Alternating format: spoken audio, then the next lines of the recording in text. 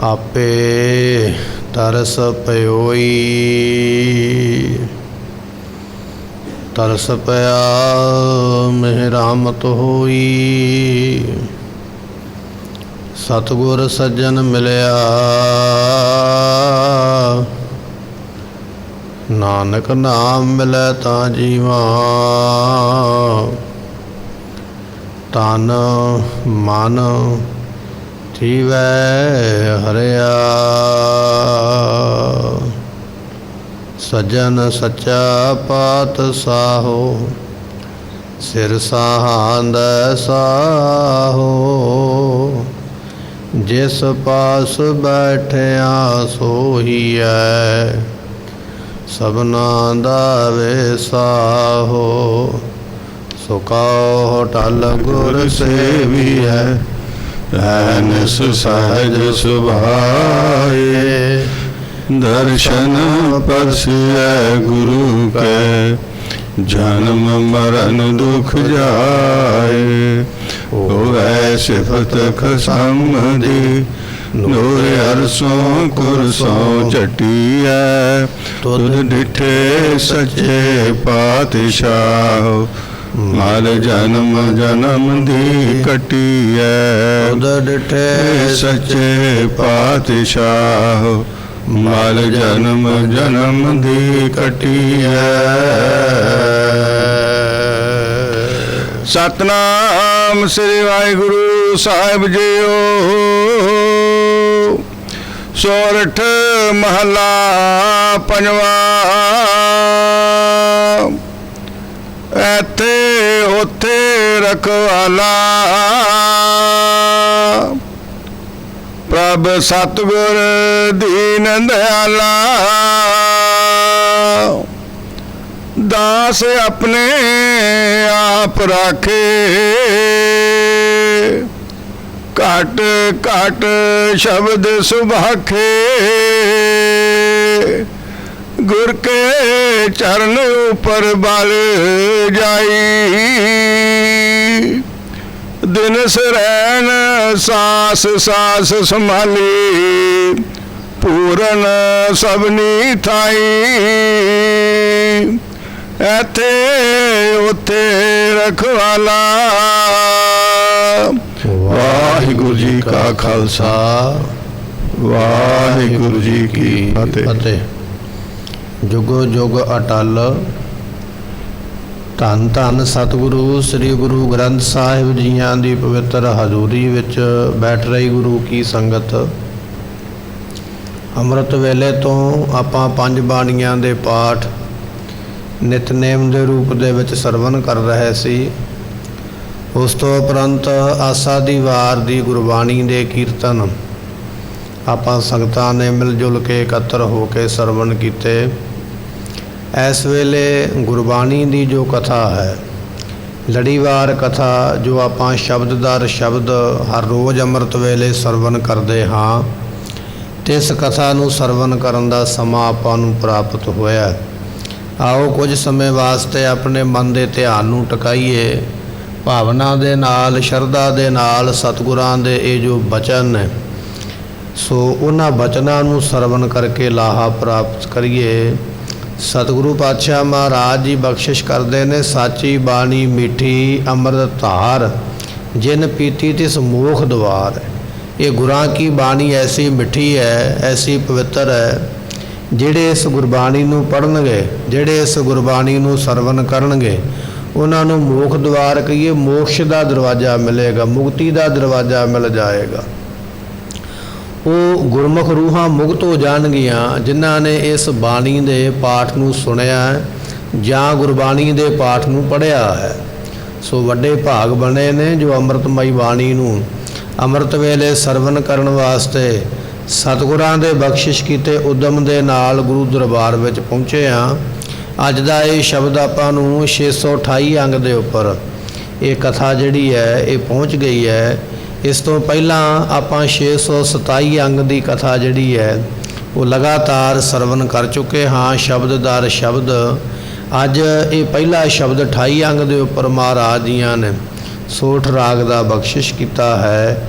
ਆਓ ਬੜੀ ਭਾਵਨਾ ਦੇ ਨਾਲ ਸਤਿਗੁਰਾਂ ਦੇ ਅੰਮ੍ਰਿਤ ਬਚਨਾਂ ਨੂੰ ਸਰਵਣ ਕਰੀਏ। ਮਿਲ ਕੇ ਆਖੀਏ ਸਤਿਨਾਮ ਸ੍ਰੀ ਵਾਹਿਗੁਰੂ ਸਾਹਿਬ ਜੀ। ਸਤਨਾਮ ਸ੍ਰੀ ਵਾਹਿਗੁਰੂ ਸਾਹਿਬ ਜੀਓ।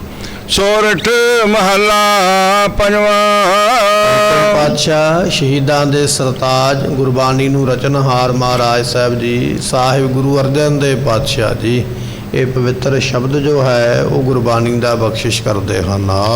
ਇੱਥੇ ਉੱਥੇ ਰਖਵਾਲਾ ਉਹ ਬਖਸ਼ਿਸ਼ ਕਰਦੇ ਇੱਥੇ ਤੋਂ ਭਾਵ ਹੁੰਦਾ ਹੈ ਇਸ ਲੋਕ ਦੇ ਵਿੱਚ।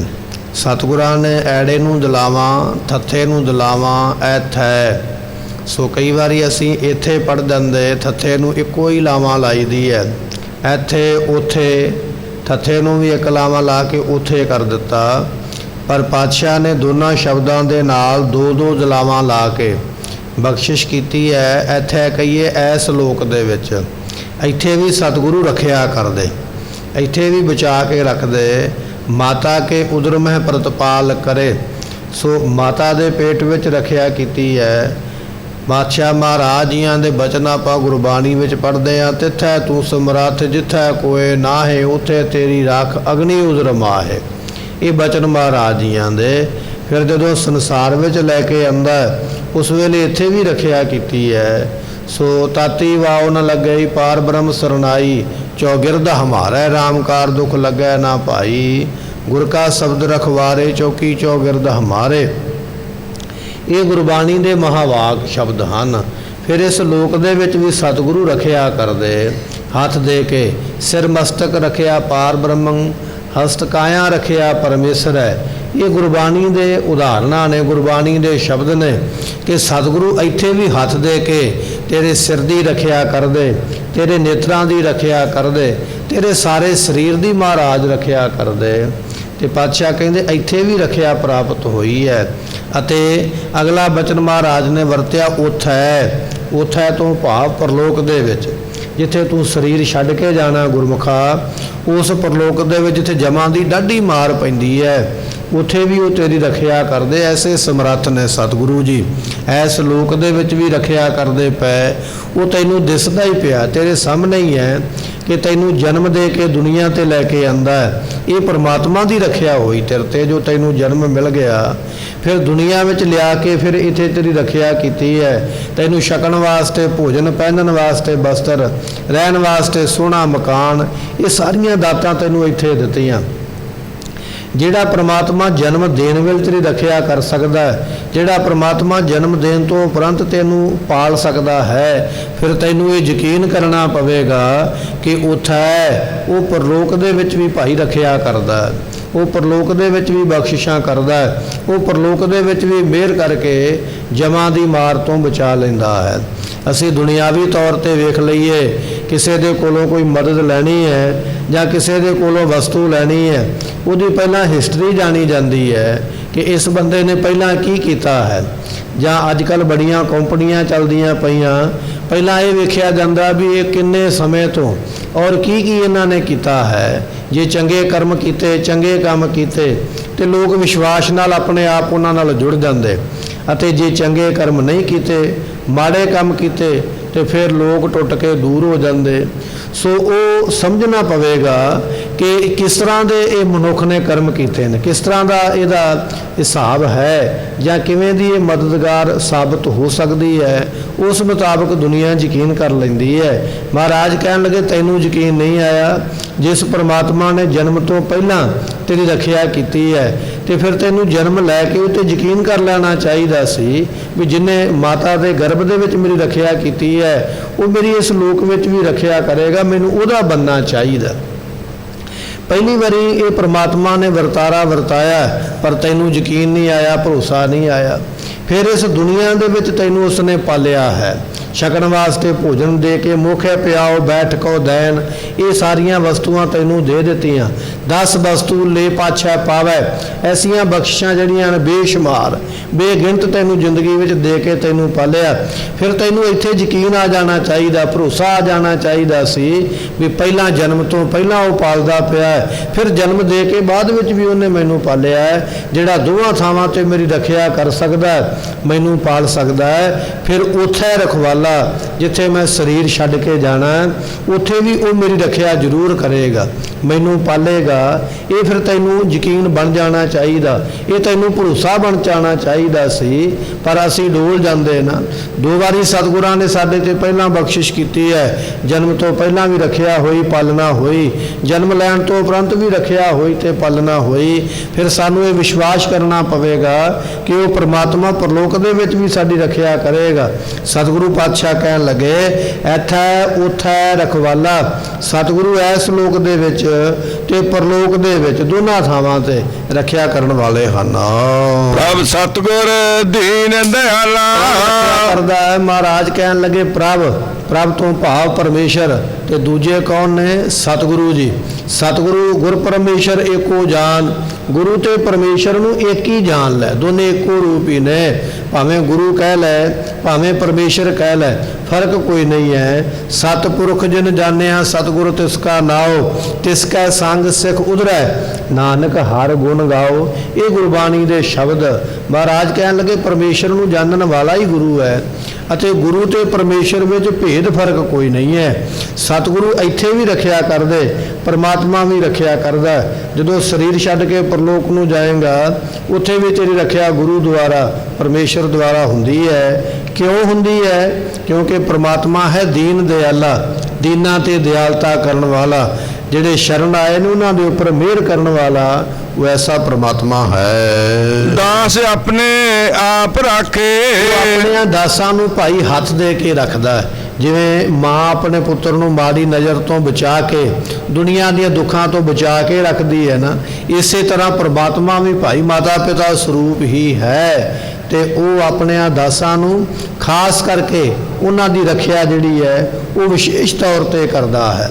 ਜਿਵੇਂ ਮਾਤਾ ਦੇ ਬੱਚੇ ਤੇ ਭਾਵੇਂ 4 ਨੇ, ਪਰ 4 ਬੱਚਿਆਂ ਵਿੱਚੋਂ ਮਾਤਾ ਦਾ ਧਿਆਨ ਸਭ ਤੋਂ ਜ਼ਿਆਦਾ ਛੋਟੇ ਪੁੱਤਰ ਵੱਲ ਹੈ, ਕਿਉਂਕਿ ਉਹ ਛੋਟਾ ਹੈ, ਉਹ ਅਣਜਾਣ ਹੈ, ਉਹ ਲਾਡਲਾ ਹੈ। ਵੱਡੇ ਤੇ ਸਮਝਦਾਰ ਹੋ ਗਏ, ਮਾਂ ਜ਼ਿਆਦਾ ਧਿਆਨ ਛੋਟੇ ਵੱਲ ਦਿੰਦੀ ਹੈ। ਕਹਿਣ ਲੱਗੇ ਪ੍ਰਮਾਤਮਾ ਰੱਖਿਆ ਦੇ ਭਾਈ ਸਾਰਿਆਂ ਦੀ ਹੀ ਕਰਦਾ ਹੈ, ਪਰ ਆਪਣੇ ਦਾਸਾਂ ਦੀ ਖਾਸ ਕਰਕੇ ਉਹ ਕਰਦਾ ਹੈ। ਦਾਸਾਂ ਦੇ ਉੱਪਰ ਜ਼ਿਆਦਾ ਉਸ ਦੀ ਮਿਹਰ ਹੁੰਦੀ ਹੈ। ਦਾਸ ਆਪਣੇ ਆਪ ਰੱਖੇ, ਆਪਣੇ ਦਾਸਾਂ ਨੂੰ ਉਹ ਆਪ ਹੱਥ ਦੇ ਕੇ ਰੱਖਦਾ ਹੈ। ਘਟ ਘਟ ਸ਼ਬਦ ਸੁਵਾਖੇ, ਦਾਸ ਨੇ ਜੀ ਜਿਨ੍ਹਾਂ ਨੇ ਘਾਟ ਘਾਟ ਹਰੇਕ ਜਗ੍ਹਾ ਦੇ ਉੱਪਰ ਸ਼ਬਦ ਕਹੀਏ ਜੋ ਬ੍ਰਹਮ ਹੈ ਸੋ ਭਾਖੇ, ਉਸ ਪ੍ਰਮਾਤਮਾ ਨੂੰ ਜਿਨ੍ਹਾਂ ਨੇ ਉਚਾਰਿਆ ਹੈ। ਜਿਹੜਾ ਘਟ ਘਟ ਵਿੱਚ ਸਮਾਇਆ ਹੋਇਆ ਪ੍ਰਮਾਤਮਾ ਹੈ, ਉਸ ਪ੍ਰਮਾਤਮਾ ਨੂੰ ਜਿਨ੍ਹਾਂ ਗੁਰਮੁਖਾਂ ਨੇ ਉਚਾਰਿਆ ਹੈ, ਰੱਖਿਆ ਭਾਈ ਉਹਨਾਂ ਦੀ ਹੁੰਦੀ ਹੈ। ਜਿਨ੍ਹਾਂ ਨੇ ਹਰੇਕ ਜਰੇ ਜਰੇ ਵਿੱਚ ਵਸੇ ਹੋਏ ਪ੍ਰਮਾਤਮਾ ਦੇ ਨਾਮ ਨੂੰ ਜਪਿਆ, ਉਹਨਾਂ ਗੁਰਮੁਖਾਂ ਦੀ ਫਿਰ ਉਹ ਰੱਖਿਆ ਕਰਦਾ ਹੈ। ਗੁਰ ਕੇ ਚਰਨ ਉੱਪਰ ਬਲ ਜਾਈ, ਗੁਰਾਂ ਦੇ ਚਰਨਾਂ ਤੋਂ ਬਲਿਹਾਰ ਜਾਈਏ, ਸਦਕੇ ਜਾਈਏ। ਗੁਰ ਕੇ ਚਰਨ, ਗੁਰੂ ਦੇ ਜਿਹੜੇ ਚਰਨ ਨੇ ਉਹ ਐਸੇ ਮਹਾਨ ਨੇ ਕਿ ਉਹ ਸੰਸਾਰ ਤੋਂ ਉਤਾਰ ਦਿੰਦੇ। ਗੁਰ ਕੇ ਚਰਨ ਜੀ ਕਾ ਨਿਸਤਾਰਾ, ਸਮੁੰਦ ਸਾਗਰ ਜਿਨ ਖਿਨਮੈ ਤਾਰਾ। ਇਹ ਗੁਰਬਾਣੀ ਦਾ ਬਚਨ ਹੈ। ਗੁਰੂ ਦੇ ਚਰਨਾਂ ਦੇ ਨਾਲ ਸਿੱਖ ਦਾ ਭਲਾ ਹੋ ਜਾਣਾ। ਇਹ ਸੰਸਾਰ ਸਮੁੰਦਰ ਤੋਂ ਸਤਿਗੁਰੂ ਜੀ ਝਾਟੀ ਪਾਰ ਕਰ ਦਿੰਦੇ, ਬਹੁਤਾ ਸਮਾਂ ਲੱਗਣ ਹੀ ਨਹੀਂ ਦਿੰਦੇ। ਐਸੀ ਸਮਰੱਥਾ ਮਹਾਰਾਜ ਜੀਆਂ ਦੇ ਵਿੱਚ। ਸੋ ਮਹਾਰਾਜ ਸਾਹਿਬ ਜੀਆਂ ਦਾ ਬਚਨ ਆਪਾਂ ਪੜ੍ਹਦੇ ਪਏ, ਐਸੇ ਗੁਰੂ ਕੋ ਬਲ ਬਲ ਜਾਈਏ। ਸੋ ਕਿਹੜਾ ਗੁਰੂ ਹੈ ਜਿਹਦੇ ਤੋਂ ਬਲ ਬਲ ਜਾਣਾ ਹੈ? ਐਸੇ ਗੁਰੂ ਕੋ ਬਲ ਬਲ ਜਾਈਏ, ਐਸੇ ਗੁਰੂ ਤੋਂ ਬਲਿਹਾਰ ਜਾਈਏ। ਆਪ ਮੁਕਤ ਮੋਹਿ ਤਾਰੈ, ਜਿਹੜਾ ਆਪ ਮੁਕਤ ਹੋ ਚੁੱਕਿਆ ਸਾਨੂੰ ਤਾਰਨ ਦੀ ਸਮਰੱਥਾ ਰੱਖਦਾ ਹੈ। ਭੂਲੇ ਮਾਰਗ ਜਿਨਹਿ ਬਤਾਇਆ, ਐਸਾ ਗੁਰ ਵਡਭਾਗੀ ਪਾਇਆ। ਸਿਮਰ ਮਨਾ ਰਾਮ ਨਾਮ ਚਿਤਾਰੇ। ਸਤਿਗੁਰੂ ਆਖਦੇ ਸਿਮਰਨ ਕਰ। ਸਾਡਾ ਸਵਾਲ ਹੋ ਜਾਂਦਾ ਸਿਮਰਨ ਕਿਹਦਾ ਕਰੀਏ? ਮਹਾਰਾਜ ਕਹਿੰਦੇ ਰਾਮ ਨਾਮ। ਜਿਹੜਾ ਰਾਮ ਰਮਿਆ ਹੋਇਆ ਪਰਮਾਤਮਾ ਹੈ, ਉਹਦੇ ਨਾਮ ਦਾ ਸਿਮਰਨ ਕਰ। ਸਿਮਰ ਮਨਾ ਰਾਮ ਨਾਮ ਚਿਤਾਰੇ, ਰਾਮ ਦੇ ਨਾਮ ਨੂੰ ਚਿਤਾਰੇ ਕਹੀਏ ਚੇਤੇ ਕਰ ਭਾਈ, ਉਹਨੂੰ ਯਾਦ ਕਰ, ਤੇਰਾ ਭਲਾ ਹੋਵੇਗਾ। ਸਤਿਗੁਰੂ ਕਹਿਣ ਲੱਗੇ ਗੁਰ ਕੇ ਚਰਨ ਉਪਰ ਬਲ ਜਾਈ, ਗੁਰੂ ਦੇ ਚਰਨਾਂ ਤੋਂ ਬਲਿਹਾਰ ਜਾ, ਕੁਰਬਾਨ ਜਾ, ਸਦਕੇ ਜਾ।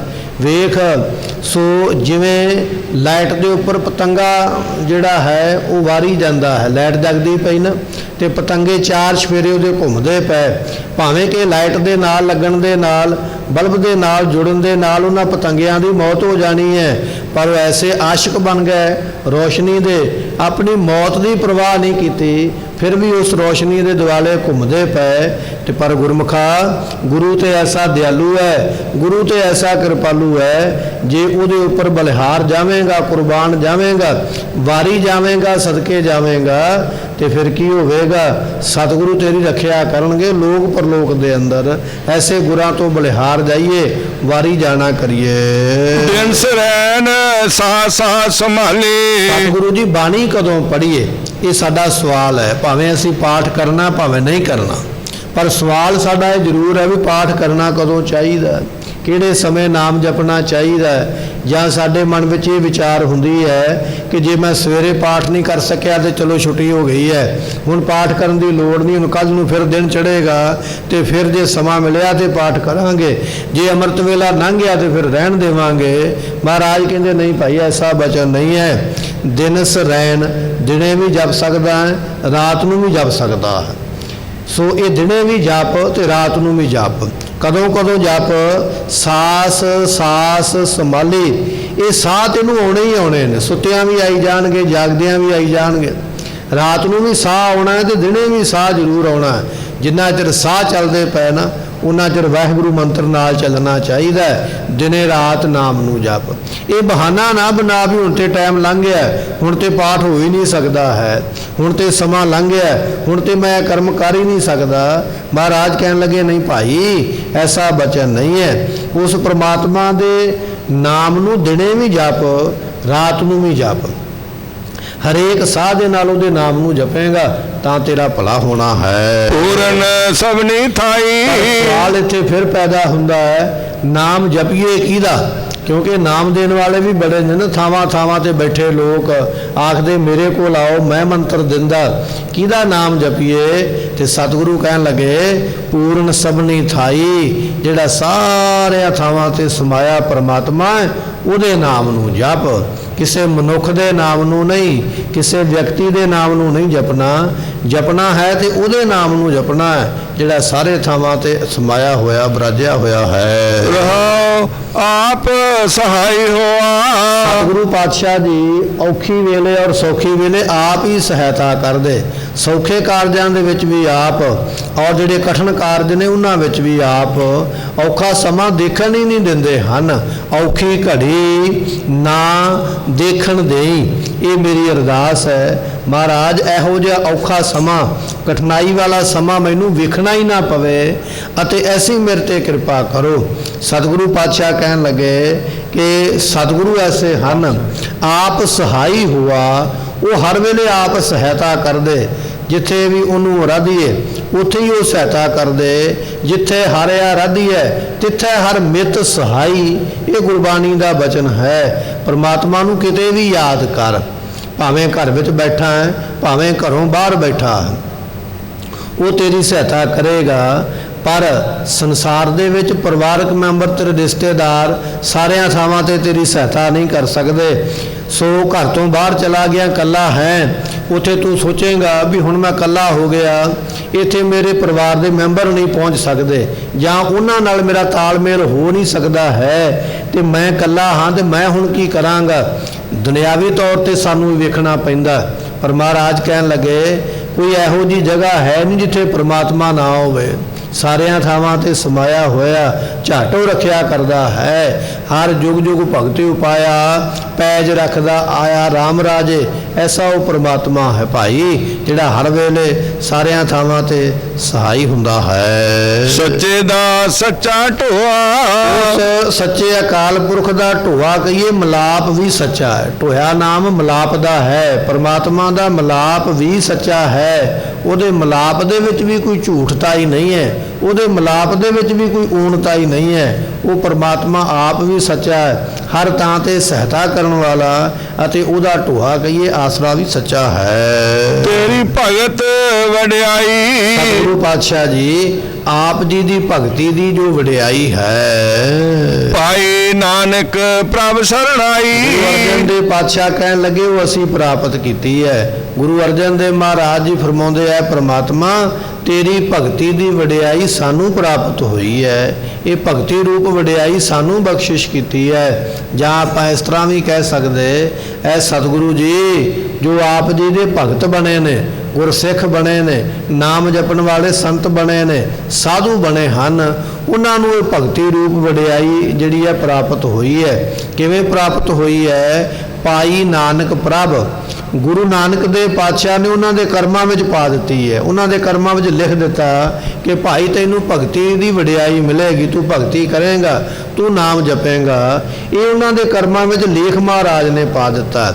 ਸੋ ਪਾਇਆ ਕਿਹਨਾਂ ਨੇ ਹੈ ਜਾਂ ਕਦੋਂ ਇਹ ਲੇਖ ਪਿਆ ਹੈ? ਮਹਾਰਾਜ ਕਹਿੰਦੇ ਸਰਨਾਈ ਜਦੋਂ ਸ਼ਰਨ ਵਿੱਚ ਆਇਆ, ਹੋ ਆਇਆ ਦੂਰੋਂ ਚੱਲ ਕੇ ਮੈਂ ਤੱਕੀ ਤੋ ਸਰਨਾਏ ਜੀਓ।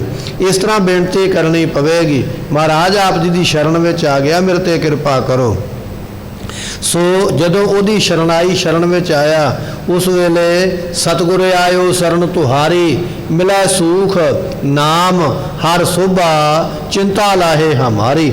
ਜਦੋਂ ਇਸ ਤਰ੍ਹਾਂ ਗੁਰੂ ਦੀ ਸ਼ਰਨਾਈ ਸ਼ਰਨ ਵਿੱਚ ਆਏਗਾ, ਆਏ ਪ੍ਰਭ ਸਰਨਾਗਤੀ ਕਿਰਪਾ ਨਿਧ ਦਿਆਲ, ਏਕ ਅੱਖਰ ਹਰ ਮਨ ਬਸਤ ਨਾਨਕ ਹੋਤ ਨਿਹਾਲ। ਇਹ ਜਦੋਂ ਬੇਨਤੀ ਕਰੇਗਾ, ਗੁਰੂ ਦੀ ਸ਼ਰਨ ਵਿੱਚ ਆ ਜਾਵੇਗਾ, ਸਤਿਗੁਰੂ ਫਿਰ ਤੇਰੇ ਕਰਮਾਂ ਵਿੱਚ ਭਗਤੀ ਰੂਪੀ ਵਡਿਆਈ ਬਖਸ਼ਿਸ਼ ਕਰ ਦੇਣਗੇ। ਭਗਤੀ ਕਰੇਗਾ, ਨਾਮ ਜਪੇਗਾ, ਇਹ ਦਾਤਾਂ ਪ੍ਰਾਪਤ ਹੁੰਦੀਆਂ ਹਨ। ਸੋਰਠ ਮਹੱਲਾ ਪੰਜਵਾਂ, ਸਤਿਗੁਰ ਪੂਰੇ ਭਾਣਾ। ਮਹਾਰਾਜ ਕਹਿਣ ਲੱਗੇ ਜਦੋਂ ਪੂਰਿਆਂ ਗੁਰਾਂ ਨੂੰ ਭਾਗ ਹੈ, ਭਾਗ ਹੈ ਤੋਂ ਭਾਵ ਹੁੰਦਾ ਵੀ ਚੰਗੇ ਲੱਗਣ ਲੱਗ ਪਏ। ਜਦੋਂ ਗੁਰੂ ਨੂੰ ਚੰਗੇ ਲੱਗੇ ਉਦੋਂ ਗੱਲ ਬੰਨੀ ਹੈ, ਅਤੇ ਚੰਗੇ ਲੱਗਣ ਵਾਸਤੇ ਫਿਰ ਸ਼ੁਭ ਕਰਮ ਕਰਨੇ ਪੈਣਗੇ ਨਾ। ਤਾਂ ਹੀ ਮਹਾਰਾਜ ਨੇ ਆਖਿਆ ਨਾ, ਸ਼ੁਭ ਕਰਮਣ ਤੇ ਕਬਹੂ ਨਾ ਟਰੋ। ਜਦੋਂ ਚੰਗਾ ਕਰਮ ਕਰਨਾ, ਦੁਨੀਆ ਵੱਲ ਨਾ ਵੇਖ ਵੀ ਲੋਕ ਕੀ ਕਹਿਣਗੇ। ਲੋਕਾਂ ਦੇ ਜੇ ਫਿਕਰ ਕਰੇਗਾ, ਚੰਗਾ ਕਰਮ ਕਰ ਨਹੀਂ ਪਾਏਗਾ। ਚੰਗਾ ਕਰਮ ਨਹੀਂ ਕਰੇਗਾ ਤੇ ਗੁਰੂ ਨੂੰ ਚੰਗਾ ਨਹੀਂ ਲੱਗੇਗਾ। ਮਾੜਾ ਕਰਮ ਕਰੇਗਾ ਤੇ ਫਿਰ ਗੁਰੂ ਤੈਨੂੰ ਚੰਗਾ ਨਹੀਂ ਸਮਝੇਗਾ, ਗੁਰੂ ਦੀ ਬਖਸ਼ਿਸ਼ ਪ੍ਰਾਪਤ ਨਹੀਂ ਹੋਵੇਗੀ, ਮਿਹਰ ਨਹੀਂ ਹੋਵੇਗੀ। ਸਤਿਗੁਰੂ ਪਾਤਸ਼ਾਹ ਕਹਿਣ ਲੱਗੇ ਕਰਮ ਇਹੋ ਜਿਹਾ ਚੰਗੇ ਕਰ ਕਿ ਤੂੰ ਪੂਰਿਆਂ ਗੁਰਾਂ ਨੂੰ ਭਾ ਜਾਵੇਂ, ਗੁਰੂ ਨੂੰ ਚੰਗਾ ਲੱਗਣ ਲੱਗ ਪਵੇਂ। ਤੇ ਚੰਗਾ ਤਾਂ ਲੱਗੇਗਾ ਜੇ ਚੰਗੇ ਕਰਮ ਕਰੇਗਾ। ਹੁਣ ਮਾਤਾ ਪਿਤਾ ਦੇ ਬੱਚੇ ਨੇ ਦੋ, ਇੱਕ ਤੇ ਹਰ ਰੋਜ਼ ਉਲਾਂਭਾ ਲੈ ਕੇ ਆਉਂਦਾ, ਦੁਨੀਆ ਨਾਲ ਲੜ ਕੇ ਆਉਂਦਾ, ਮਾੜੇ ਕੰਮ ਕਰਕੇ ਆਉਂਦਾ, ਤੇ ਦੂਜਾ ਬੱਚਾ ਬੜਾ ਆਗਿਆਕਾਰੀ ਹੈ, ਬੜਾ ਸੰਸਕਾਰੀ ਹੈ, ਉਹ ਲਾਂਭਾ ਨਹੀਂ ਲੈ ਕੇ ਆਉਂਦਾ, ਸਗੋਂ ਦੁਨੀਆ ਉਸ ਦੀਆਂ ਸਿਫਤਾਂ ਕਰਦੀ ਹੈ। ਉਹ ਭਲੇ ਦੇ ਕੰਮ ਕਰਦਾ ਹੈ, ਬੜਾ ਸੰਸਕਾਰੀ ਬੱਚਾ। ਬੱਚੇ ਤੇ ਦੋਵੇਂ ਹੀ ਮਾਂ-ਬਾਪ ਦੇ, ਪਰ ਜਿਹੜਾ ਉਲਾਂਭੇ ਲੈ ਕੇ ਆਉਂਦਾ, ਲੜਾਈਆਂ ਝਗੜੇ, ਉਹਦੇ ਵੱਲ ਮਾਂ-ਬਾਪ ਦੀ ਨਫ਼ਰਤ ਹੋ ਜਾਂਦੀ ਹੈ ਵੀ ਇਹ ਸਾਨੂੰ ਉਲਾਂਭੇ ਦਿਵਾਉਣ ਵਾਸਤੇ ਆਇਆ। ਜਿਹੜਾ ਚੰਗੇ ਕਰਮ ਕਰਦਾ ਪਿਆ ਉਹਦੇ ਵੱਲ ਪਿਆਰ ਵੱਧ ਜਾਂਦਾ ਵੀ ਇਹ ਬੜਾ ਚੰਗਾ ਸਾਡੀ ਸੋਭਾ ਬਣਾਉਂਦਾ ਪਿਆ। ਅਤੇ ਜਿਹੜਾ ਚੰਗੇ ਕਰਮ ਕਰਦਾ ਫਿਰ ਖੁਸ਼ੀ ਵੀ ਉਹਦੇ ਤੇ ਹੈ। ਸਤਿਗੁਰੂ ਪਾਤਸ਼ਾਹ ਕਹਿਣ ਲੱਗੇ ਭਾਈ ਤੂੰ ਵੀ ਪ੍ਰਮਾਤਮਾ ਦਾ ਬੱਚਾ ਹੀ ਹੈ, ਗੁਰੂ ਦਾ ਬੱਚਾ ਹੈ। ਦੂਜਿਆਂ ਦੇ ਵੱਲ ਵੇਖ ਕੇ ਮਾੜੇ ਕਰਮ ਨਾ ਕਰ ਵੀ ਫਲਾਣਾ ਆ ਕੰਮ ਕਰ ਗਿਆ, ਮੈਂ ਕਿਉਂ ਪਿੱਛੇ ਰਹਿ ਜਾਵਾਂ। ਫਲਾਣੇ ਨੇ ਫਲਾਣੇ ਨੂੰ ਧੋਖਾ ਦਿੱਤਾ ਹੈ, ਉਹਨੇ ਇੰਨੀ ਕਮਾਈ ਕੀਤੀ, ਮੈਂ ਕਿਉਂ ਪਿੱਛੇ ਰਵਾਂ। ਉਹ ਧੋਖੇ ਦਾ ਮੈਂ ਵੀ ਜਿਹੜਾ ਹੈ ਉਸੇ ਤਰ੍ਹਾਂ ਕਰਕੇ ਮੈਂ ਵੀ ਲਾਭ ਲੈ ਲਵਾਂ, ਜਾਂ ਕਿਸੇ ਨੇ ਦੂਜੇ ਦਾ ਨੁਕਸਾਨ ਕੀਤਾ ਮੈਂ ਵੀ ਕਰ ਲਵਾਂ। ਨਹੀਂ, ਇਸ ਤਰ੍ਹਾਂ ਦੇ ਕਰਮ ਨਾ ਕਰ। ਕਰਮ ਉਹ ਕਰ ਜਿਨ੍ਹਾਂ ਕੰਮਾਂ ਨੂੰ ਵੇਖ ਕੇ ਗੁਰੂ ਖੁਸ਼ ਹੋ ਜਾਵੇ, ਗੁਰੂ ਪ੍ਰਸੰਨ ਹੋ ਜਾਵੇ, ਅਤੇ ਪ੍ਰਸੰਨ ਹੋ ਕੇ ਚਿਰ ਤੇ ਪ੍ਰਸੰਨਤਾ ਕਰੇ। ਸਤਿਗੁਰ ਪੂਰੇ ਭਾਣਾ, ਜਦੋਂ ਚੰਗੇ ਕਰਮ ਕਰੇਗਾ ਉਦੋਂ ਗੁਰੂ ਨੂੰ ਭਾ ਜਾਏਗਾ। ਤੇ ਸਾਡੇ ਸਾਹਮਣੇ ਚੰਗਾ ਕਰਮ ਕਿਹਨੇ ਕੀਤਾ? ਭਾਈ ਕਨ੍ਹਈਆ ਜੀ ਨੇ। ਮਰਦਿਆਂ ਦੇ ਮੂੰਹ ਵਿੱਚ ਪਾਣੀ ਪਾਇਆ। ਇਹ ਚੰਗਾ ਕਰਮ ਹੀ ਕੀਤਾ ਨਾ, ਭਲੇ ਦਾ ਕੰਮ ਕੀਤਾ। ਬਚਨ ਪੜ੍ਹਦੇ ਜ਼ਰੂਰ ਆ ਤੇਰੇ ਭਾਣੇ ਸਰਬੱਤ ਦਾ ਭਲਾ, ਪਰ ਭਲਾ ਕਿਹਨੇ ਕੀਤਾ? ਭਾਈ ਕਨ੍ਹਈਆ ਨੇ। ਜਦੋਂ ਐਸਾ ਭਲਾ ਕਰਮ ਕੀਤਾ ਤੇ ਸਤਿਗੁਰਾਂ ਨੂੰ ਭਾ ਗਿਆ, ਬੜਾ ਚੰਗਾ ਲੱਗਿਆ। ਭਾਈ ਕਨ੍ਹਈਆ ਦੀ ਇਹ ਸੇਵਾ ਬੜੀ ਚੰਗੀ ਲੱਗੀ ਹੈ। ਸਤਿਗੁਰਾਂ ਨੇ ਥਾਪੜਾ ਦੇ ਕੇ ਫਿਰ ਬਖਸ਼ਿਸ਼ਾਂ ਕਰ ਦਿੱਤੀਆਂ। ਇਸ ਤਰ੍ਹਾਂ ਭਾਈ ਜਿਹੜੇ ਚੰਗੇ ਕਰਮ ਕਰਦੇ ਗੁਰੂ ਨੂੰ ਭਾ ਜਾਂਦੇ। ਜਿਵੇਂ ਬਹਾਦਰ ਬਿਧੀ ਚੰਦ ਜੀ ਘੋੜਾ ਲੈ ਕੇ ਆਏ ਮਹਾਰਾਜ ਜੀਆਂ ਦੇ ਕੋਲ, ਸਤਿਗੁਰਾਂ ਦੇ ਹੁਕਮ ਨੂੰ ਮੰਨਿਆ। ਮਹਾਰਾਜ ਨੇ ਗੱਲ ਲਾ ਲਿਆ, ਆਖਿਆ ਬਿਧੀ ਚੰਦ ਸੀਨਾ ਗੁਰੂ ਕਾ ਸੀਨਾ। ਇਹ ਬਚਨ ਮਹਾਰਾਜ ਜੀਆਂ ਨੇ ਉਸ ਵੇਲੇ ਆਖਿਆ ਤੂੰ ਸਾਡਾ ਹਿਰਦਾ ਹੀ ਹੋ ਗਿਆ ਬਿਧੀ ਚੰਦ, ਏਡੀ ਵੱਡੀ ਸੇਵਾ ਕੀਤੀ ਹੈ। ਪਰ ਬਖਸ਼ਾਂ ਇਹ ਗੁਰਮੁਖੋ ਉਹਨਾਂ ਨੂੰ ਹੋਈਆਂ ਜਿਹੜੇ ਗੁਰੂ ਨੂੰ ਭਾ ਗਏ, ਜਿਹੜੇ ਗੁਰੂ ਨੂੰ ਚੰਗੇ ਲੱਗੇ। ਜਿਹੜੇ ਨਹੀਂ ਭਾਏ ਤੇ ਉਹ ਰਹਿ ਗਏ ਖਾਲੀ। ਸਤਿਗੁਰ ਪੂਰੇ ਭਾਣਾ, ਪਹਿਲਾਂ ਪੂਰਿਆਂ ਗੁਰਾਂ ਨੂੰ ਭਾਉਣਾ ਪਵੇਗਾ। ਤੇਰੇ ਕਰਮ ਇਹੋ ਜਿਹੇ ਹੋਣ ਵੀ ਤੇਰੇ ਕੰਮਾਂ ਨੂੰ ਵੇਖ ਕੇ ਗੁਰੂ ਤੇਰੇ ਤੇ ਖੁਸ਼ ਹੋ ਜਾਵੇ। ਜਦੋਂ ਗੁਰੂ ਨੂੰ ਭਾ ਜਾਏਗਾ ਉਸ ਵੇਲੇ ਫਿਰ ਬਖਸ਼ਿਸ਼ ਮਿਲਦੀ ਹੈ। ਤਾਂ ਜਪਿਆ ਨਾਮ ਨਿਰਮਾਣਾ, ਤੋਂ ਭਾਵ ਜਿਹੜਾ ਰਾਮ ਹੈ ਨਾ ਭਾਈ, ਫਿਰ ਉਹਦੇ ਨਾਮ ਨੂੰ ਤਾਂ ਜਪਿਆ ਜਾਂਦਾ। ਕਈ ਵਾਰੀ ਅਸੀਂ ਇਹ ਸੋਚਦੇ ਹਾਂ ਕਿ ਮੇਰੇ ਤੋਂ ਨਾਮ ਨਹੀਂ ਜਪਿਆ ਜਾਂਦਾ, ਮੇਰੇ ਤੋਂ ਬਾਣੀ ਨਹੀਂ ਪੜ੍ਹੀ ਜਾਂਦੀ ਹੈ, ਮੈਂ ਨਾਮ ਜਪਦਾ ਮੇਰਾ ਮਨ ਕੋਈ ਨਹੀਂ ਟਿਕਦਾ ਹੈ, ਮੈਂ ਨਾਮ ਜਪ ਹੀ ਨਹੀਂ ਪਾਉਂਦਾ, ਮੈਨੂੰ ਕਈ ਕੰਮ ਚੇਤੇ ਆ ਜਾਂਦੇ। ਸਤਿਗੁਰੂ ਪਾਤਸ਼ਾਹ ਕਹਿਣ ਲੱਗੇ ਉਹ ਰੁਕਾਵਟਾਂ ਤਾਂ ਪੈਂਦੀਆਂ ਪਈਆਂ ਕਿਉਂਕਿ ਤੇਰੇ ਕੰਮ ਸਾਰੇ ਜ਼ਿੰਦਗੀ ਵਿੱਚ ਪੁੱਠੇ ਹੀ ਨੇ, ਸਿੱਧੇ ਨਹੀਂ ਕਰਦਾ, ਉਲਟੇ ਕੰਮ ਕਰਦਾ। ਜਿਨ੍ਹਾਂ ਕੰਮਾਂ ਦੇ ਉੱਪਰ ਗੁਰੂ ਦੀ ਖੁਸ਼ੀ ਨਹੀਂ ਹੈ ਉਹਨਾਂ ਕੰਮਾਂ ਕਰਕੇ ਤੂੰ ਗੁਰੂ ਨੂੰ ਭਾਉਂਦਾ ਨਹੀਂ ਪਿਆ, ਚੰਗਾ ਨਹੀਂ ਲੱਗਦਾ ਪਿਆ। ਸਾਰਾ ਦਿਨ ਤੇ ਝੂਠ ਬੋਲਿਆ, ਸਾਰਾ ਦਿਨ ਠੱਗੀ ਮਾਰੀ, ਸਾਰਾ ਦਿਨ ਬਦਸੀਸਾਂ ਲਈਆਂ, ਸਾਰਾ ਦਿਨ ਮਾੜੇ ਕਰਮ ਕੀਤੇ। ਮੁੜ ਕੇ ਸ਼ਾਮ ਨੂੰ ਆਖੇ ਵੀ ਹੁਣ ਸਮਾਧੀ ਲੱਗ ਜਾਵੇ, ਹੁਣ ਮੇਰਾ ਮਨ ਟਿਕ ਜਾਵੇ, ਹੁਣ ਮੈਨੂੰ ਆਨੰਦ ਆਵੇ, ਕਦੇ ਨਹੀਂ ਆਵੇਗਾ, ਕਦੇ ਮਨ ਨਹੀਂ ਟਿਕੇਗਾ। ਕਿਉਂਕਿ ਉਹ ਗੁਰੂ ਨੇ ਕਰਮ ਰੋਕੇ ਹੋਏ ਜਿਹੜੇ ਸਾਰਾ ਦਿਨ ਤੂੰ ਕਰਦਾ ਰਿਹਾ।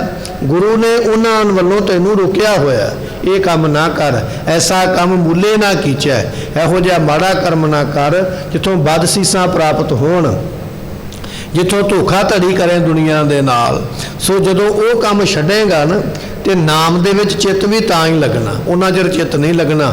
ਸਤਿਗੁਰੂ ਪਾਤਸ਼ਾਹ ਕਹਿਣ ਲੱਗੇ ਸਤਿਗੁਰ ਪੂਰੇ ਭਾਣਾ ਤਾਂ ਜਪਿਆ ਨਾਮ ਰਮਾਣਾ। ਜਦੋਂ ਗੁਰੂ ਨੂੰ ਭਾ ਗਿਆ ਫਿਰ ਰਮੇ ਹੋਏ ਪ੍ਰਮਾਤਮਾ ਦੇ ਰਾਮ ਨਾਮ ਨੂੰ ਉਸ ਵੇਲੇ ਜਪਿਆ ਹੈ। ਗੋਬਿੰਦ ਕਿਰਪਾ ਧਾਰੀ, ਸਾਡੇ ਉੱਪਰ ਗੋਬਿੰਦ ਪ੍ਰਮਾਤਮਾ ਅਕਾਲ ਪੁਰਖ ਨੇ ਭਾਈ ਬੜੀ ਵੱਡੀ ਕਿਰਪਾ ਕੀਤੀ ਹੈ, ਬਖਸ਼ਿਸ਼ ਕੀਤੀ ਹੈ। ਰੱਬ ਰਾਖੀ ਪੈਜ ਹਮਾਰੀ, ਕਿਰਪਾ ਕੀਤੀ ਹੈ, ਸਾਡੀ ਪੈਜ ਕਹੀਏ ਇੱਜ਼ਤ ਰੱਖ ਲਈ ਹੈ ਗੁਰੂ ਨੇ।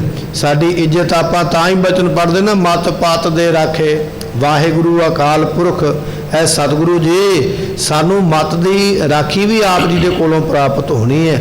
ਚੰਗੀ ਮਤ ਜੇ ਆਪ ਜੀ ਬਖਸ਼ਿਸ਼ ਕਰੋਗੇ, ਕਿਉਂਕਿ ਦੁਨੀਆ ਤੇ ਮਾੜੀ ਮਤ ਹੀ ਦਿੰਦੀ ਹੈ। ਚੰਗੀ ਮਤ ਤੇ ਸੰਗਤ ਵਿੱਚੋਂ ਆਉਣੀ, ਜਿੱਥੇ ਬੈਠੇ ਆ। ਚੰਗੀ ਮਤ ਗੁਰੂ ਦੇ ਇਤਿਹਾਸ ਵਿੱਚੋਂ ਮਿਲਣੀ ਹੈ, ਚੰਗੀ ਮਤ ਗੁਰੂ ਦੀ ਬਾਣੀ ਵਿੱਚੋਂ ਮਿਲਣੀ ਹੈ। ਇਹ ਮਤ ਦੀ ਰੱਖਿਆ ਕਰਨ ਵਾਲੇ ਤੇ ਮਤ ਦੇਣ ਵਾਲੇ ਸਤਿਗੁਰੂ ਆਪ ਨੇ। ਜਦੋਂ ਚੰਗੀ ਮਤ ਦੇਣਗੇ ਤੇ ਫਿਰ ਪਤ ਕਹੀਏ ਇੱਜ਼ਤ ਦੀ ਰਾਖੀ ਵੀ ਫਿਰ ਆਪ ਹੀ ਸਤਿਗੁਰੂ ਕਰਦੇ। ਸਤਿਗੁਰੂ ਪਾਤਸ਼ਾਹ ਜੀਆਂ ਦਾ ਬਚਨ ਪੜਿਆ ਮਤ ਪਤ ਦੇ ਰਾਖੇ।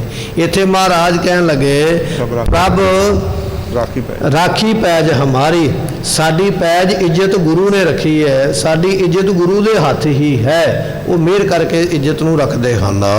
ਹਰ ਕੇ ਚਰਨ ਸਦਾ ਸੁਖਦਾਈ, ਪ੍ਰਮਾਤਮਾ ਦੇ ਚਰਨ ਨੇ ਸਦਾ ਸੁਖ ਦੇਣ ਵਾਲੇ, ਸਦਾ ਹੀ ਸੁਖ ਦਿੰਦੇ। ਪਰ ਸਵਾਲ ਇਹ ਪੈਦਾ ਹੋ ਜਾਂਦਾ ਹੈ ਰੱਬ ਦੇ ਉਹ ਕਿਹੜੇ ਚਰਨ ਨੇ ਜਿਹੜੇ ਸੁਖ ਦਿੰਦੇ ਨੇ? ਤੇ ਸਤਿਗੁਰੂ ਕਹਿਣ ਲੱਗੇ ਚਿੱਤ ਚਰਨ ਨਾਮ, ਨਾਮ ਜਪਣਾ ਇਹ ਪ੍ਰਮਾਤਮਾ ਦੇ ਚਰਨ ਹਨ। ਨਾਮ ਸ਼ਬਦ ਹੀ ਪ੍ਰਮਾਤਮਾ ਦਾ ਇਹ ਚਰਨ ਹਨ। ਜਿਨ੍ਹਾਂ ਨੇ ਨਾਮ ਜਪਿਆ ਉਹ ਸੁਖਦਾਈ ਸਦਾ ਵਾਸਤੇ ਸੁਖਾਂ ਵਾਲੇ ਬਣ ਗਏ। ਪ੍ਰਭ ਕੇ ਚਰਨ ਸਦਾ ਸੁਖਦਾਈ, ਗੁਰੂ ਪ੍ਰਮਾਤਮਾ ਦੇ ਚਰਨ ਜਿਹੜੇ ਨਾਲ ਜੁੜਦੇ ਨੇ ਆ ਕੇ ਭਾਈ, ਉਹਨਾਂ ਨੂੰ ਸਦਾ ਵਾਸਤੇ ਸੁਖ ਮਿਲਦਾ ਹੈ। ਜੋ ਇੱਛਾ ਸੋਈ ਫਲ ਪਾਵਾ, ਸਤਿਗੁਰਾਂ ਦੇ ਨਾਲ ਜੁੜਨ ਦੇ ਨਾਲ ਜਿਹੜਾ ਪਦਾਰਥ ਤੈਨੂੰ ਚਾਹੀਦਾ ਹੈ, ਦੁਨੀਆ ਵਿੱਚ ਸਾਰੇ ਪਦਾਰਥ ਤੈਨੂੰ ਨਹੀਂ ਮਿਲ ਸਕਦੇ।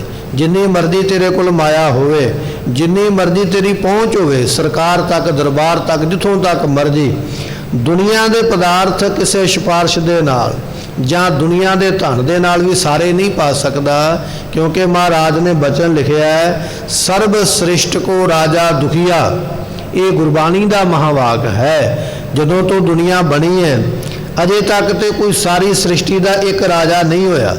ਵੱਖ-ਵੱਖ ਇਲਾਕਿਆਂ ਦੇ ਵੱਖ-ਵੱਖ ਰਾਜੇ ਹੋਏ, ਪਰ ਮੰਨ ਵੀ ਲਿਆ ਜਾਵੇ ਵੀ ਆਉਣ ਵਾਲੇ ਸਮੇਂ ਵਿੱਚ ਕੋਈ ਐਸਾ ਰਾਜਾ ਤਾਕਤ ਵਾਲਾ ਬਣ ਜਾਵੇ ਜਿਹੜਾ ਪੂਰੇ ਸੰਸਾਰ ਤੇ ਇਕੱਲਾ ਹੀ ਰਾਜ ਕਰੇ। ਮਹਾਰਾਜ ਕਹਿੰਦੇ ਜੇ ਹੋ ਵੀ ਜਾਵੇ ਨਾ ਤੇ ਫਿਰ ਇਹ ਨਾ ਸਮਝ ਲਿਓ ਵੀ ਇਹ ਬੜਾ ਸੁਖੀ ਹੈ। ਸਗਲ ਸ੍ਰਿਸ਼ਟ ਕੋ, ਸਾਰੀ ਸ੍ਰਿਸ਼ਟੀ ਦਾ ਰਾਜਾ ਦੁਖੀਆ, ਜਿਹੜਾ ਰਾਜਾ ਹੈ ਨਾ ਉਹ ਵੀ ਦੁਖੀ ਹੈ। ਮਹਾਰਾਜ ਕਿਉਂ, ਉਹ ਸੁਖ ਕਿਵੇਂ ਮਿਲੇਗਾ? ਕਹਿਣ ਲੱਗੇ ਸਗਲ ਸ੍ਰਿਸ਼ਟ ਕੋ ਰਾਜਾ ਦੁਖੀਆ, ਹਰ ਕਾ ਨਾਮ ਜਪਤ ਹੋਏ ਸੁਖੀਆ। ਜਿਹੜਾ ਸੁਖ ਪਰਮਾਤਮਾ ਦੇ ਨਾਮ ਦੇ ਵਿੱਚ ਹੈ ਉਹ ਪੂਰੀ ਸ੍ਰਿਸ਼ਟੀ ਦੇ ਰਾਜ ਕੀਤਿਆਂ ਵੀ ਪ੍ਰਾਪਤ ਨਹੀਂ ਹੁੰਦਾ ਹੈ। ਸਤਿਗੁਰੂ ਪਾਤਸ਼ਾਹ ਕਹਿਣ ਲੱਗੇ ਨਾਮ ਇੱਕ ਐਸੀ ਦਾਤ ਹੈ ਜੋ ਇੱਛਾ ਹੈ ਸੋਈ ਫਲ ਪਾਵੇ।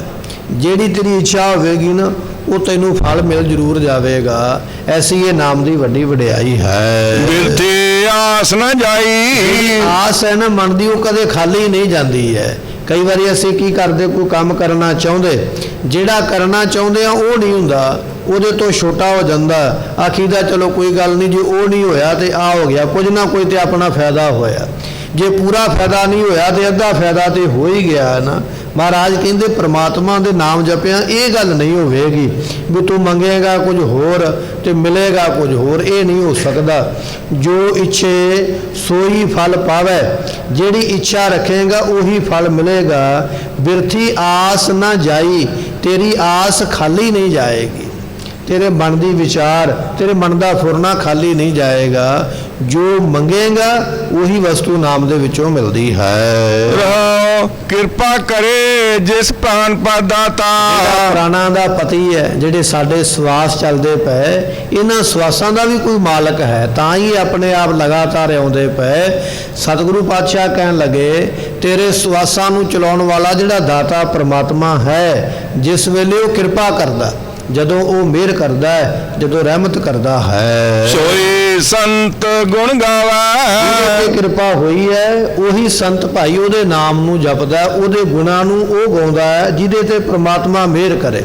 ਨਹੀਂ ਤੇ ਪ੍ਰਮਾਤਮਾ ਦੇ ਗੁਣ ਗਾਏ ਨਹੀਂ ਜਾਂਦੇ। ਕੋਈ ਨਾ ਕੋਈ ਕੰਮ ਪੈ ਗਿਆ, ਕੋਈ ਫਿਕਰ ਪੈ ਗਿਆ, ਕੋਈ ਮੁਸੀਬਤ ਪੈ ਗਈ ਅਤੇ ਨਾਮ ਸਿਮਰਨ ਸਤ ਸੰਗਤ ਨਿਤਨੇਮ ਝਾਟੀ ਸਾਡੇ ਕੋਲੋਂ ਛੁੱਟ ਜਾਂਦਾ। ਪਰ ਉਹਨਾਂ ਗੁਰਮੁਖਾਂ ਦਾ ਸਦਾ ਹੀ ਬਣਿਆ ਰਹਿੰਦਾ ਜਿਹਦੇ ਉੱਪਰ ਪ੍ਰਮਾਤਮਾ ਕਿਰਪਾ ਕਰਦੇ। ਉਹ ਫਿਰ ਸੰਤ ਹਰ ਵੇਲੇ ਪ੍ਰਮਾਤਮਾ ਦੇ ਗੁਣਾਂ ਨੂੰ ਗਾਉਂਦੇ ਹਨ। ਪ੍ਰੇਮ ਭਗਤ ਤਾਂ ਕਾ ਮਨ ਲੀਣਾ, ਪਾਰ ਬ੍ਰਹਮ ਮਨ ਭਾਵੈ। ਪਾਰ ਬ੍ਰਹਮ ਪ੍ਰਮਾਤਮਾ ਨੂੰ ਭਾਗ ਹੈ, ਉਹਨਾਂ ਦਾ ਮਨ ਪ੍ਰੇਮਾ ਭਗਤੀ ਵਿੱਚ ਲੀਨ ਹੋ ਜਾਂਦਾ। ਸੋ ਇਹ ਪ੍ਰੇਮਾ ਭਗਤੀ ਵੀ ਪ੍ਰਮਾਤਮਾ ਦੇ ਨਾਲ ਮਿਲਣ ਦਾ ਇੱਕ ਸਾਧਨ ਹੈ। 9 ਤਰ੍ਹਾਂ ਦੀ ਭਗਤੀ ਵਿਦਵਾਨਾਂ ਨੇ ਲਿਖੀ ਹੈ। 9 ਭਗਤੀ, ਨੌਦਾ ਭਗਤੀ ਜਿਹਨੂੰ ਕਹਿ ਦਿੰਦੇ। 9 ਭਗਤੀਆਂ ਵਿੱਚੋਂ ਜੇ 9 ਦੀਆਂ 9 ਪੂਰੀਆਂ ਨਾ ਹੋਣ, ਇੱਕ ਵੀ ਭਗਤੀ ਪੂਰੀ ਕਰ ਲਈ 9 ਦੇ ਵਿੱਚੋਂ ਤੇ ਤਾਂ ਵੀ ਤੂੰ ਮੁਕਤ ਹੋ ਜਾਏਗਾ। ਉਹਨਾਂ 9 ਮੁਕਤੀਆਂ ਦੇ ਵਿੱਚੋਂ, 9 ਭਗਤੀਆਂ ਦੇ ਵਿੱਚੋਂ ਇੱਕ ਪ੍ਰੇਮਾ ਭਗਤੀ ਹੈ, ਪ੍ਰੇਮ ਕਰਨਾ। ਸਤਿਗੁਰੂ ਪਾਤਸ਼ਾਹ ਕਹਿਣ ਲੱਗੇ ਜਿਹੜੇ ਪ੍ਰੇਮ ਕਰਨਗੇ ਉਹ ਵੀ ਤਰ ਜਾਣਗੇ। ਪਾਰ ਬ੍ਰਾਹਮਣ ਭਾਵੈ, ਜਿਹੜੇ ਪਾਰ ਬ੍ਰਹਮ ਪਰਮਾਤਮਾ ਨੂੰ ਭਾਗੈ। ਪ੍ਰੇਮ ਭਗਤ ਤਾਕਾ ਮਨ ਲੀਨਾ, ਉਹਨਾਂ ਗੁਰਮੁਖਾਂ ਦਾ ਮਨ ਪ੍ਰੇਮਾ ਭਗਤੀ ਵਿੱਚ ਲੀਨ ਹੋ ਜਾਂਦਾ ਹੈ। 8 ਪੈਰ ਹਰ ਕਾ ਜਸ ਰਵਣਾ, ਗੁਰਮੁਖ 8 ਪੈਰ ਉਹਦੇ ਜਸ ਨੂੰ ਗਾਉਂਦੇ ਜਿਨ੍ਹਾਂ ਨੇ ਪ੍ਰੇਮ ਕੀਤਾ, ਉਹ ਭਾਗ ਹੈ। ਸਾਡੇ ਸਾਹਮਣੇ ਇਤਿਹਾਸ ਆ ਜਾਂਦਾ, ਸਾਖੀ ਆ ਜਾਂਦੀ ਹੈ। ਪ੍ਰੇਮੇ ਨਾਮ ਦਾ ਇੱਕ ਕੋੜੀ ਵਿਅਕਤੀ ਹੋਇਆ, ਉਹਨੂੰ ਵਿਚਾਰੇ ਨੂੰ ਨਾਮ ਥੋੜੀ ਜਪਣਾ ਆਉਂਦਾ, ਨਾ ਉਹਨੂੰ ਸਤ ਸੰਗਤ ਵਿੱਚ ਬੈਠਣਾ ਆਉਂਦਾ, ਕਿਉਂਕਿ ਕਦੇ ਸਤ ਸੰਗਤ ਵਿੱਚ ਆਇਆ ਹੀ ਨਹੀਂ, ਕਦੇ ਨਾਮ ਉਹਨੇ ਜਪਿਆ ਹੀ ਨਹੀਂ। ਔਰ ਹੱਥਾਂ ਨਾਲ ਉਹ ਸੇਵਾ ਕਰ ਨਹੀਂ ਸਕਦਾ, ਉਹਨੂੰ ਕੋੜ ਹੋਇਆ। ਪੈਰਾਂ ਨਾਲ ਚੱਲ ਕੇ ਉਹ ਕੁਝ ਕਰ ਨਹੀਂ ਸਕਦਾ ਕਿਉਂਕਿ ਲੱਤਾਂ ਵੀ ਮਾਰੀਆਂ ਹੋਈਆਂ। ਨਾ ਉਹ ਸੇਵਾ ਕਰ ਸਕਦਾ, ਨਾ ਉਹਦੇ ਕੋਲੋਂ ਨਾਮ ਜਪਿਆ ਜਾਂਦਾ, ਨਾ ਕਦੇ ਉਹ ਸਤ ਸੰਗਤ ਵਿੱਚ ਆਇਆ। ਫਿਰ ਉਹਦੀ ਮੁਕਤੀ ਕਿਵੇਂ ਹੋਵੇ? ਪਰ ਉਹ ਸੰਗਤ ਕੋਲੋਂ ਜਦੋਂ ਸੰਗਤ ਜਾਂਦੀ ਨਾ ਮਹਾਰਾਜ ਦੇ ਦਰਬਾਰ, ਗੁਰੂ ਅਮਰਦਾਸ ਜੀਆਂ ਨੂੰ ਮੱਥਾ ਟੇਕ ਕੇ ਸੰਗਤਾਂ ਰਾਹ ਵਿੱਚ ਮਹਾਰਾਜ ਦੀ ਸਿਫਤ ਕਰਦੀਆਂ ਜਾਂਦੀਆਂ। ਮਹਾਰਾਜ ਬੜੇ ਦਿਆਲੂ ਨੇ, ਬੜੇ ਕਿਰਪਾਲੂ ਨੇ, ਬੜੀਆਂ ਮਿਹਰਾਂ ਕਰਦੇ। ਕਹਿਣ ਲੱਗੇ ਵੀ ਇਹ ਕੋੜੇ ਵਿਅਕਤੀ ਨੇ ਸਿਫਤ ਸੁਣ ਲਈ ਸੰਗਤ ਕੋਲੋਂ। ਰਿੜਦਾ ਹੌਲੀ ਹੌਲੀ ਘਸੀੜਦਾ ਧਰਤੀ ਤੇ ਆਪਣੇ ਆਪ ਨੂੰ ਰਿੜਦਾ ਹੋਇਆ ਸਤਿਗੁਰਾਂ ਦੇ ਦਰਵਾਜ਼ੇ ਦੇ ਸਾਹਮਣੇ ਬੈਠ ਗਿਆ। ਸਾਹਮਣੇ ਬੈਠ ਕੇ ਬਸ ਮਹਾਰਾਜ ਨੂੰ ਪ੍ਰੇਮ ਨਾਲ ਤੱਕੀ ਜਾਇਆ ਕਰੇ।